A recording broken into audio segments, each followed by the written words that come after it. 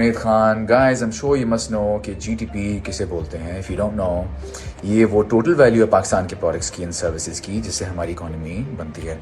Now you know what's the catch. ہماری soil اتنی fertile ہے اور کلائمیٹ اتنا سوٹیبل ہے for agriculture and aqua farming کہ اگر ہم صحیح طرح سے کریں تو پاکستان واقعی بہت ترقی کر سکتا ہے.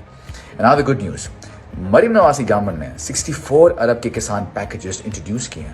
اس میں کسان کارڈ کے تحت 5 لاکھ کسانوں کو انٹرسٹ فری لونز ملیں گے, سبسیڈائز ٹریکٹرز, تھریشرز اور سپر سیڈرز بھی ملیں گے. اس کے ساتھ ٹیوب ویلز کی سولرائزیشن پہ کام ہو رہا ہے. پنجاب میں ماڈل ایگریکلچر سینٹر لانچ ہوا ہے. اس کے تھرو پنجاب کے فارمرز کو ٹرین کیا جائے گا, سافٹ لونز ملیں گے, سستے بیج اور فرٹیلائزرز ملیں گے.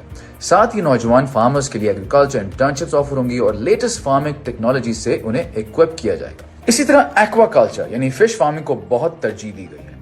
ہائی ٹیک ہیچریز بنائی ہیں, فورن ایکسپرٹس کو ہائر کیا ہے, ٹریننگ دینے کے لیے لونز دیے جا رہے ہیں اور گورنمنٹ کی طرف سے اسٹائپنڈ مل رہا ہے ہمارے ریسرچرز کو تاکہ اس فیلڈ میں مزید ترقی کی جا سکے.